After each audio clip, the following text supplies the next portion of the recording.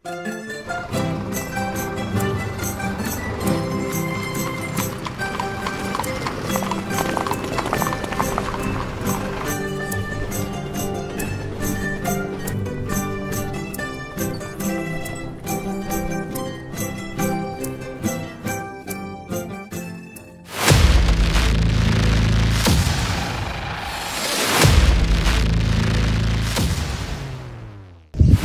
aming kamatayan ay para sa kalahiyaan.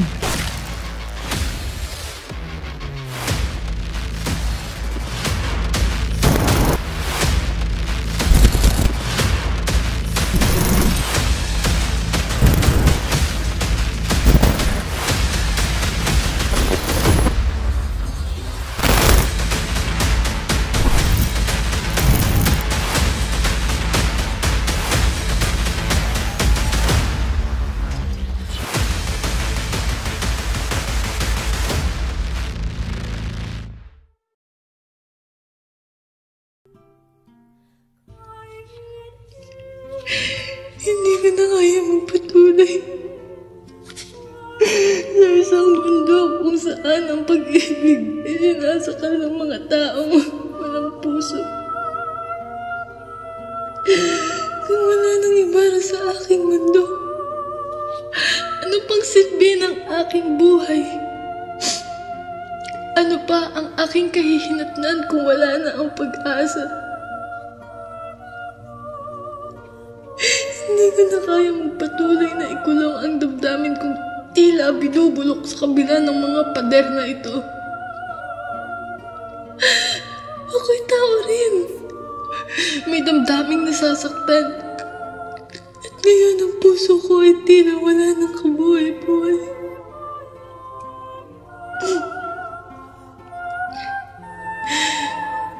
Paumanhin sa aking pamilya. Ngunit ito ang tanging paraan upang makalaya sa mga tanikalang pumipigil sa akin.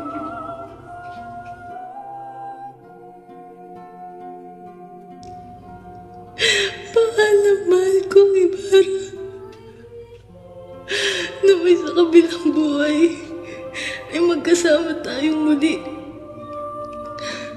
Doon sa isang mundo. Mundong walang pang-aapi.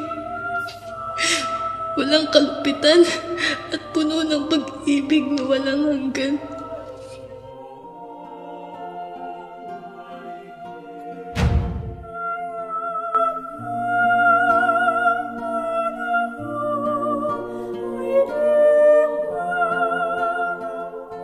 Sa itaas na kubyerta ng isang bapor na patungo sa Maynila, isang mahiwagang mag-aalahas na nagngangalang Simon ang nakikihalubilo sa makapangyarihan at maimpluwensyang tao.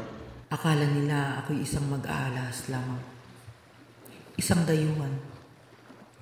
Ngunit lingid sa kanilang kaalaman na sa lalong madaling panahon, malalaman nila ang aking tunay na layunin. Ibibigay ko ang hustisyang nararapat para sa lupain ito. Ang hustisya na inago ng mapang-abusong nasa kapangyarihan. Ang hustisya na sa kanilang inatay sa mga taong nagdurusa at naghihirap. Ang aking armas ay hindi baril o bolo, kundi ang aking kaisipan, ang aking karanasan at ang aking pagmamahal sa bayan. Ang aking layunin ay hindi lamang ang maghasik ng takot, kundi ang magbigay ng pag-asa sa mga taong nagdurusa. Ang pag-asa na mayroong magbabago sa kanilang buhay, na mayroong magtatanggol sa kanila, at na mayroong magbibigay ng hustisya para sa kanila. Ngunit si Simon ay hindi kung sino lang. Siya nga ay si Ibarra.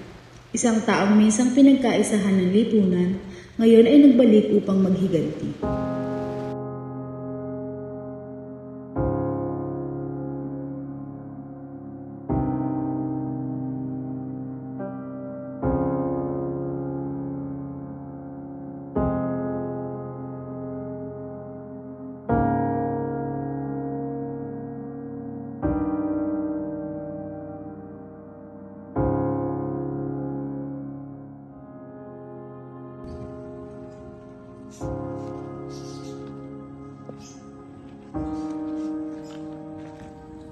Magkano pa ba ang kailangan nila sa atin?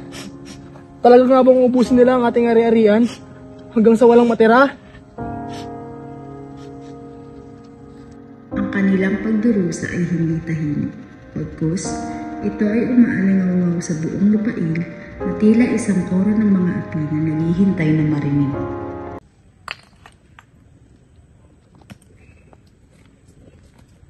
Matutulungan ko ho ba kayo, Ginoo? 13 taon na rin ho ang nakakalipas nung ilibing natin ang aking ina sa lugar na to. Natatandaan mo ba kung sino ako? Oo, isang taong dakila na akala ng iba ay katulad kong patay na.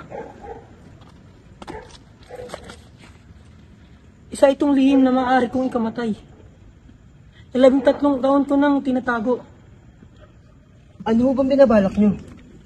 Basilio, nagdusa ka rin sa kanilang mga kamay. Kaya samahan mo ako.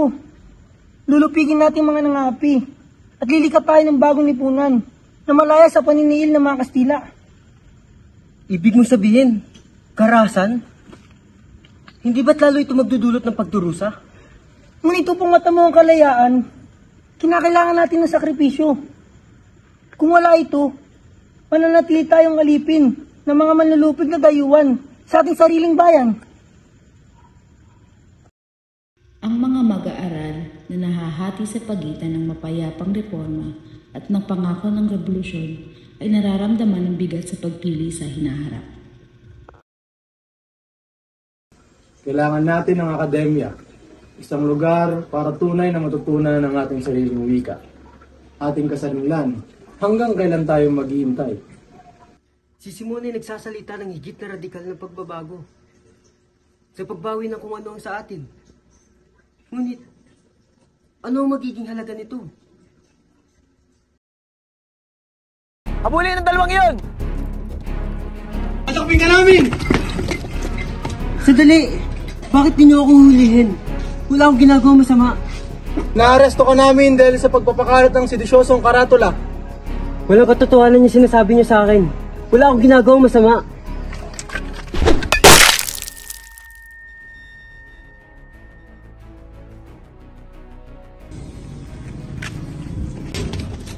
Basilio! Huli! Sinta ko! Paano mo nalamang naririto ako? Naibalita sa akin yung sagani ang nangyari sa'yo.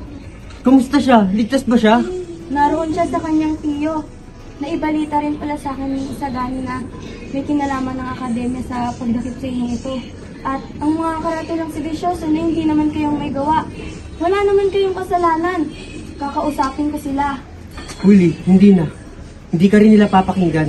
Huwag mo nang pag-aksahan sila ng oras. Hindi, Basilio. Palagi na lang ikaw ang gumagawa ng paraan para sa akin at para sa aking pamilya. Panahon naman para tulungan kita.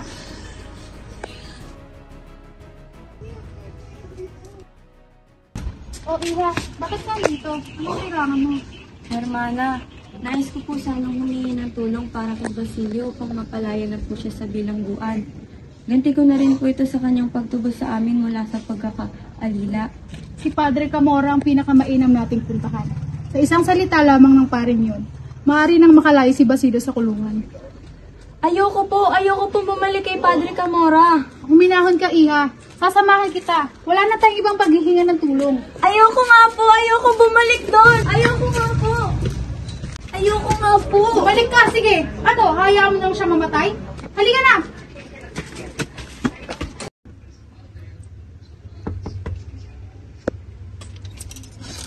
Oh, Iya, ba't naparito ka? Magandang gabi po, Padre. Pobresita, may laki. Narito po ako upang humingi ng kaagarang tulong. Wala na ko kasi akong ibang malapitan. Sabi po ni Hermana Pensyang sa inyo daw po ako lumapit. Tulungan niyo po ako, Padre. Pasensya na ho sa abala. Iya, maupo ka. Ano bang problema, Iha? Dinakip po kasi ang aking nobyo na si Basilio. At napagbintangan lamang ho siya at wala siyang kasalanan. Matutulungan niyo ho ba akong mapalaya siya? Sige, bukas na bukas magpapadala ako ng liham sa mga alperes upang palayain ang iyong nobyo. Maraming salamat po, Padre. Tatanamin ko po itong isang malaking utang na loob. Batid mo lahat ng bagay may kapalit, Anong Huli. ginagawa niyo? bitawan niyo Huwag ka na ako, magpumiglas. Padre. Maawa mo Pagbigyan mo kayo na sa lamang ako, akin. Huli. Wag po, bitawan niyo ako.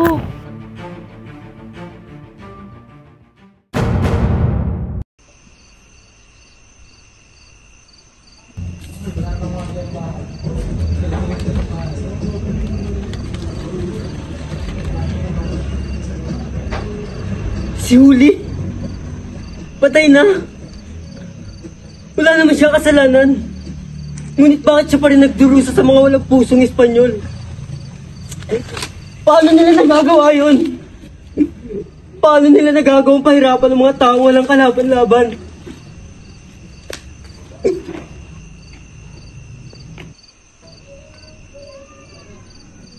Ngayon naiintindihan mo na, Basilio, ang mga nararamdaman ng mga pinagsamantalahan na tinapi. Ang tamang oras ay dumating na. Simon, wala nang natitira sa akin. Kinuha na nila lahat sa akin. Pero kung revolusyon ang tanging paraan para makamit ang hustisya, sasama na ako sa'yo. For Huli, at para sa lahat ng inapi at nilapastangan. Ang iyong galit ay ang apot na magpapabagsak sa kanilang kaharian. Ngunit tandaan mo, Basilio, ang landas na ito ay puno ng dugo at sakripisyo. Hindi na ako takot na magsakripisyo. Kung kailangan kong isukong lahat para sa hustisya ni Huli, handa akong gawin ito. Estoy listo!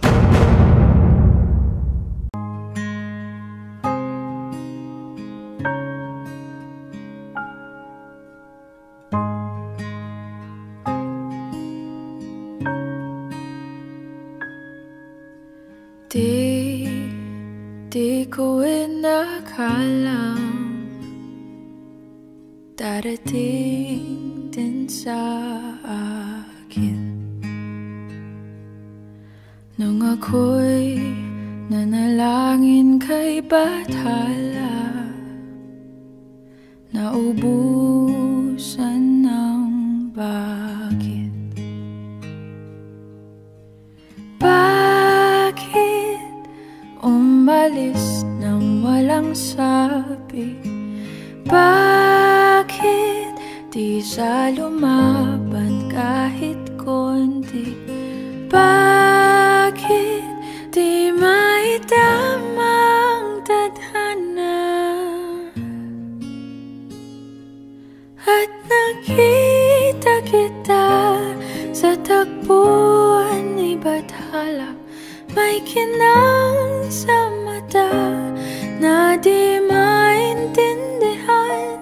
Tumingin kung saan, sinubukan kong lumisan at tumigil ang mundo nung ako'y ituro mo siyang panalangin ko.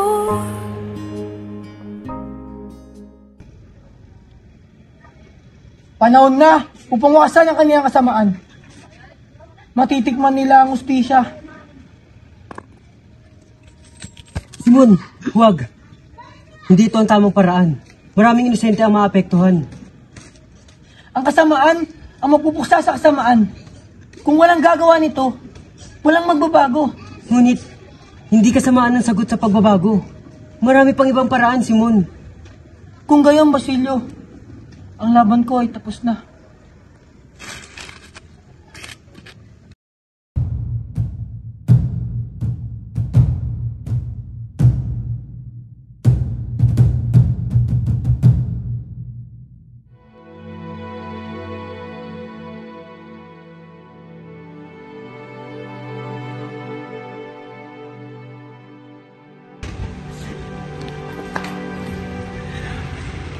Padre!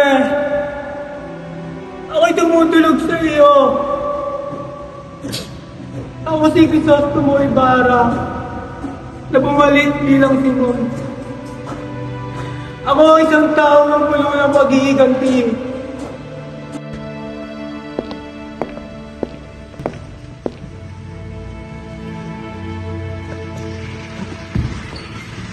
Crisostomo, anong kaparusahan ang dulot ng galit na ito sa iyong kaluluwa?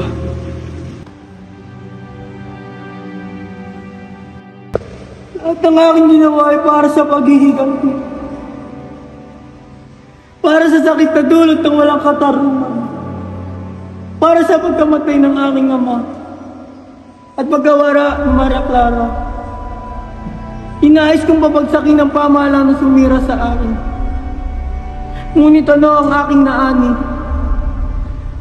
Maraming dugo, maraming pagkawasak. Anak, ang tunay na kalayaan ay hindi makakamtan sa pamamagitan ng karahasan at paghihiganti. Ang galit ay hindi makapagbubunga ng kalayaan. Ngunit, Padre, paano ko iiwan ang mundong itong nang may kapayapaan?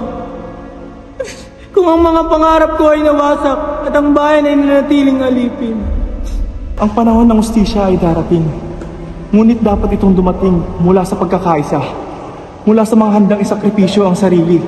Hindi para sa galit, kundi para sa pagmamahal sa bayan. El amor, lo conquistara todo. Ipagkakatiwala ko sa dagat ang iyong mga yaman upang hindi ito gamitin sa kasamaan. Naririnig ko ang sinasabi mong Padre. Ngunit napakahirap lamang tanggapin na ang buhay ko'y nauwi lamang sa pagkabigo. Hindi ka nabigo, Crisostomo. Ang iyong paghihirap ay magbubukas sa mga mata sa mga susunod na henerasyon. Patawarin nawa ako ng iming amado pa.